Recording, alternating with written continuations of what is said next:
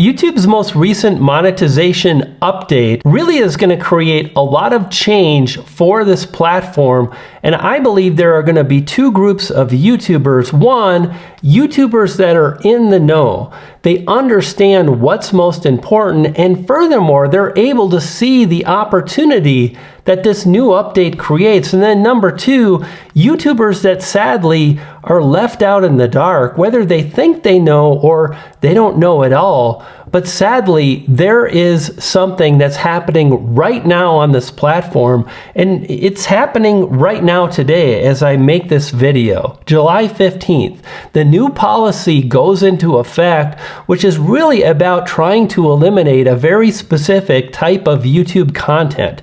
And what I want to share is the truth based on what YouTube is trying to do and what they don't want in the partner program versus what people are fabricating and thinking. Now, first off, I made a video years ago, and this video went on to drive 250,000 views, and I used a ton of clips that I didn't create myself. I literally downloaded other videos from YouTube, and then I started to create a bit of a documentary experience, diving deep into this idea of what is charisma specifically on YouTube. And doing that allowed me to tell a very interesting story, and the way I created that video is what I want to talk about, because that video gained my channel, again, 6,000 YouTube subscribers. It drove 250,000 views. It never got flagged. It never got in trouble. My channel didn't get demonetized over that. None of those things. Now, my channel was demonetized for a few days, and that's another story. And I'll link you to that video at the end of this one. But what you want to really know is everything was fine for my channel, and it still is today. YouTube's new changes to the monetization policy are actually not that new. And the first thing I want to talk about is this idea of reusing content. Is that something you should avoid? Is it something you should do? Fact is, there's nothing wrong with using clips in a limited way if it allows you to create something that's very unique and original and so on. And this is exactly the thing that the YouTube algorithm and viewers want. They want authentic, unique, individual content that tells a story, helps them move forward, identify something, how to fix something, how to do something. And I think the more we can lean into creating this type of content and really having this mentality of, hey, I want to create really great, unique content that can only be found on my channel, the more likely we'll be fine. But it goes beyond that, because again, this video went on to do really fantastic, driving thousands and thousands of views, helping to grow my channel, and I borrowed so many clips from different YouTubers. And the idea is that that is fine to do. You can use those kind of clips, but you want to do it in a very specific manner, and that's creating a transformational experience for the viewer. In other words, if you download Star Wars and then you re-upload it and you don't change anything, there's nothing that's been changed or transformed. You want to create something that's new and fresh, and that's what my video did. So there's nothing wrong with using clips. There's nothing wrong with using stock footage to tell a better story. But the thing you do want to be aware of is what YouTube is going after, and that is mass uploaded, unoriginal content that is mindless. This is one of the words that they've used, like mindless content. And the thing you can do is have purpose with your videos. What are you trying to accomplish with the video you're uploading? What's the purpose of the video? Is it to teach something? Is it to inspire somebody? Do you want to entertain or educate? Do you want to make someone laugh?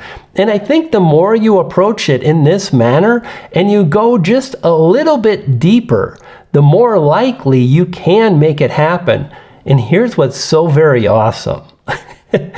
If you're not into AI, if you just want to make really simple videos, but you want community, views, you want to get monetized faster, then really leaning into this idea of authentic content, but doing it in your way, in your style, and honoring you as the creator, but purposefully creating for the viewers is a great way to safeguard yourself, and that'll never go out of style. For example, let's talk about one of the easiest ways to drive more views, and it's reaction channels.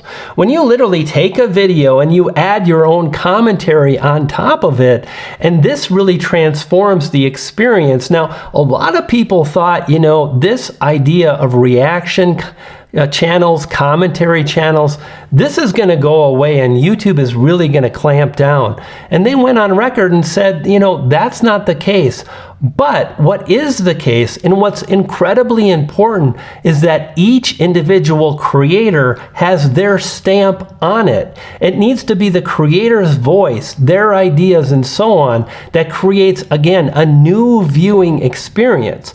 So if you create and download a video and you add a little bit of commentary, but just barely, that might not be enough. But if you really add a lot of your own thoughts and ideas, if you're on camera more of the time, or if you're using AI, you create dialogue and thoughts and ideas that are specifically yours and unique to you, and that's focused and featured more in your video than the actual video you're commentating, you're going to be far more likely to be fine. Because again, commentary channels are still here today, just like reaction channels. And this is why I think it's important that we understand that YouTube is not targeting AI. The amount of people asking me, is it going to be okay? I make videos and I have used an AI voice, a bot or whatnot. I think that's fine, but it's how you use these tools. The more you can create a workflow that's simple and sustainable, and over time allows you to create content that's also beautiful and well thought out, and again, original, you're going to be absolutely fine. This morning, I was watching one of these videos. It was a really interesting story based on the war years and years ago. You can't just dig up this kind of footage to tell the story and have visuals that are totally in alignment with the story you want to tell, but now you can with AI. And while I know a lot of people are against it, and that's cool, just know there'll be plenty of people that watch, because what really is most important, as you've heard so many times, is the story. I see these changes and where we're at today as really this space and time where YouTube took a stance on low quality, mass uploaded videos rather.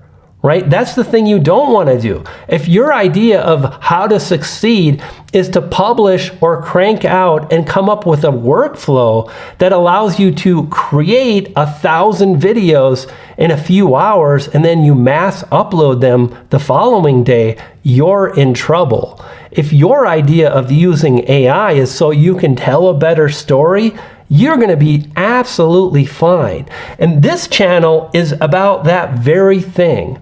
It's all about progress rather than perfection. It's about dialing in our workflow, our tools, understanding what really matters to viewers, which is authentic, original content that tells an incredible story and keeps viewers watching. I think when we do that, we're going to win the game.